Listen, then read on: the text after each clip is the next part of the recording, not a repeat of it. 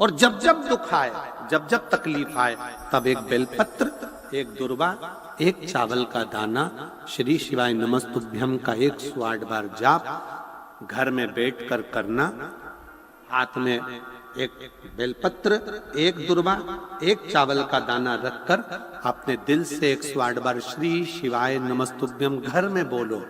और अपना जो पानी का स्थान होता है, मटका, हंडा, परिंडा, जिसको आप क्या बोलते हो यहाँ हमें नहीं मालूम, उसका स्पर्श कराकर आपके घर के नजदीक में जो शंकर का मंदिर हो, उस शंकर के मंदिर में उत्तर की ओर मुख कर कर वो बेलपत्र, दुर्वा, चावल का दाना शिव जी पे समर्पित कर दो। अगर लगातार 20 दिन भी आपने रोज प्रतिदिन अगर समर्पित करा है, तो 21वां दिन आपका जो भी दुख है वो धीरे धीरे कटना प्रारंभ हो ही जाए। निश्चित है। शिव पर भरोसा कर। संसार के लोगों पर किया हुआ भरोसा एक दिन टूट जाता है, पर भगवान पर किया हुआ भरोसा कभी नहीं टूटता। अर्चना पर शिवलिंग के लिए कहा गया है शिव पुराण में कि हाथ की हथेली पर शिवलिंग को रखकर देखना। आपका हाथ हथेली पर रखकर देखना, इस अंगूठे को खड़ा करना, बस इससे बड़ा शिवलिंग घर के अंदर ना हो। इससे जितने छोटा छोटा छोटा छोटा छोटा होगा वो आपके लिए श्रेष्ठ है। जितना बड़ा शिवलिंग होता है उसको उतनी पूजन की जरूरत पड़ती है। जितना छोटा होता है, आप उसको कहीं जा रहे हो 6 महीने के लिए, 4 महीने के लिए, 15 दिन के लिए, 7 दिन रजस्वला धर्म के हो गए, कहीं जाना पड़ गया, घर में पूजन कौन करेगा? तो जो शिवलिंग है तुम्हारा छोटे से छोटा, उस पर एक चावल, एक बेलपत्री रखकर चले जाओ। बाकी का कुछ मत करो, आप बस वो रखकर चले जाओ। फिर 6 साल, 10 साल, 15 साल बाद भी अगर आप आओगे तो शंकर कभी बद्दुआ नहीं देंगे, शंकर दुआ ही देंगे। आपको लग रहा है कि 2 दिन के अंदर मेरा रजो धर्म आएगा, मैं रजस्वला हो जाऊंगी, मेरे मंदिर में पूजन कौन करेगा, शंकर जी को जल कौन चढ़ाएगा, शंकर जी की आराधना कौन करेगा? मैं जा रही हूं यहां से दूसरी जगह पर, 3-4 महीने में आऊंगी, घर में बहू अगर पूजन नहीं करेगी तो मेरे शंकर जी का क्या होगा? तुम्हारे घर में छोटा सा शंकर का शिवलिंग है तो उस पर एक चावल का दाना और एक बेलपत्री चढ़ाकर चले जाओ। फिर कोई हाथ भी ना लगाए चलेगा, कोई नहलाए तो ठीक, नी नहलाए तो ठीक, पूजन करे तो ठीक, नी करे तो ठीक, दिया जलाए तो ठीक, अगरबत्ती लगाए तो ठीक, नी लगाए तो ठीक, वो कभी बद्दुआ नहीं देता। शंकर घर का बाप है, वो हमेशा दुआ ही देता। शिवलिंग में भेद नहीं। छोटे से छोटा, जितना छोटा शिवलिंग होगा, शिवलिंग की आकृति जितनी छोटी होगी घर के अंदर, उतना सुख देता है, उतना आनंद देता है। 8 स्थान शरीर के ऐसे हैं जहां का तकलीफ स्वयं अष्टवक्रेश्वर महादेव का 1 लोटा जल अपने नजदीक के शिवालय में चढ़ाकर भी अगर पी लोगे तो वो 8 जगह की तकलीफ अष्टवक्रेश्वर महादेव समाप्त करते जाते हैं। 8 स्थान। पहला नेत्र, ये भुकुटी के बीच का स्थान, भुकुटी के मध्य का स्थान।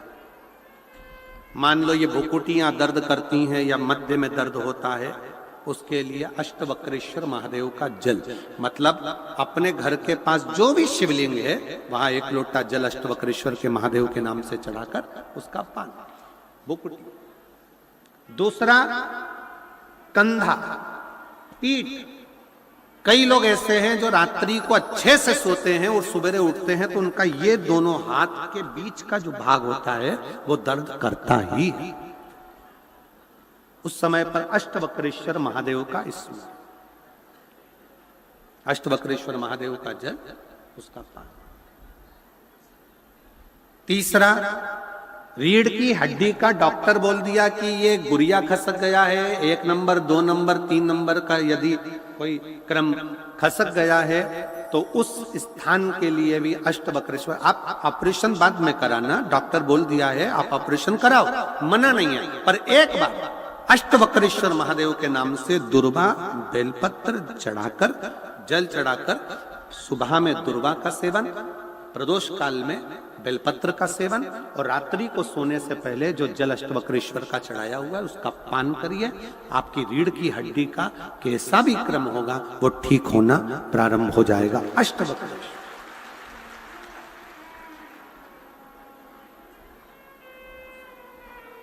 अष्टवक्रेश्वर। चौथा स्थान बताया, अगर चेस्ट में कोई तकलीफ आती है, चेस्ट में गांठ हो जाए या चेस्ट में कोई प्रॉब्लम खड़ी हो जाए, तो उसके लिए भी अष्टवक्रेश्वर महादेव का स्मरण किया जाता है। 2 छोटे छोटे पात्र में जल लिया जाता है, दोनों पात्र का जल एक साथ शिव पर छोड़ा जाता है। चेस्ट के लिए दोनों पात्र का जल छोड़ा जाता है और उस जल का पान नंदी के पास बैठकर किया जाता है अष्टवक्रेश्वर नाम से।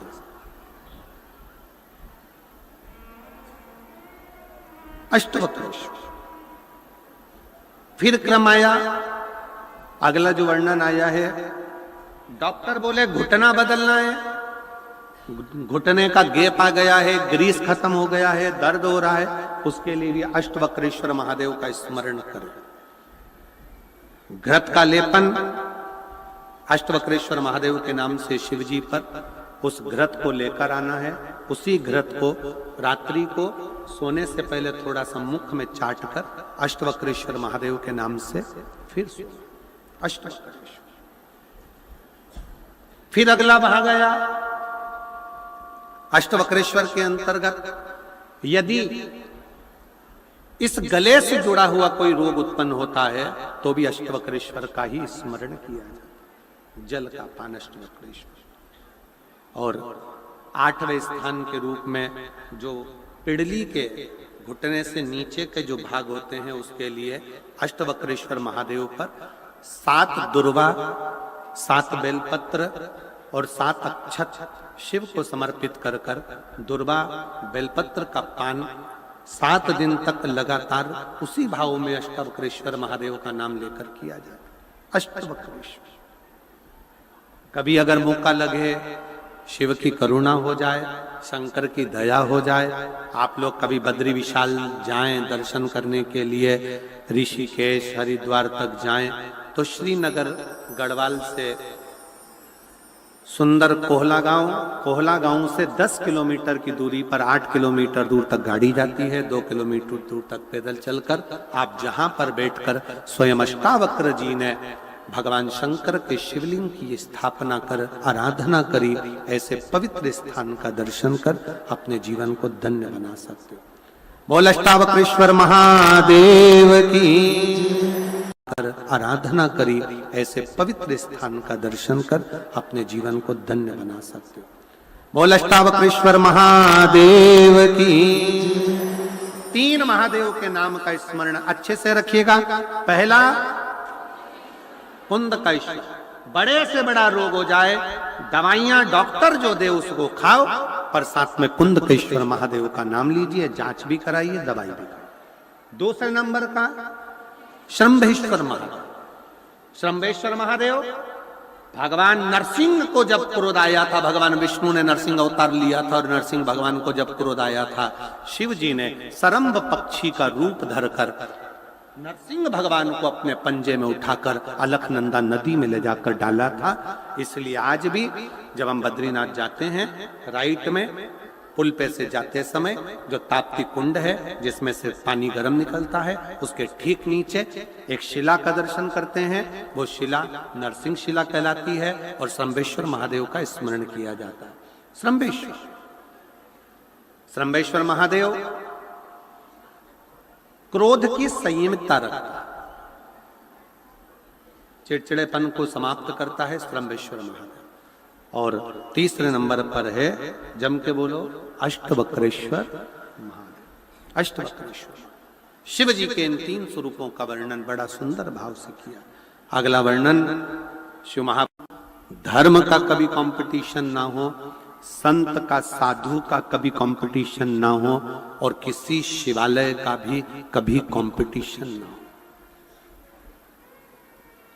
अपने मुख से कभी मत कहो कि 12 ज्योतिर्लिंग में कौन सा ज्योतिर्लिंग बड़ा है, कोई कहते हैं कि सोमनाथ पहले नंबर पर आता है, कोई कहते हैं महाकाल चौथे नंबर पर आता है, कोई कहता है ये तीसरे नंबर पर आया, कोई के वो दूसरे नंबर पर आया, कोई के पांचवें नंबर पर आया। शिव महापुराण की कथा कहती है जब तुम जिसको जिस भाव से जपोगे वो तुम्हारी दृष्टि में पहला है। 12 ज्योतिर्लिंग में सब ज्योतिर्लिंग श्रेष्ठ हैं, इसमें कोई बड़ा और कोई छोटा नहीं।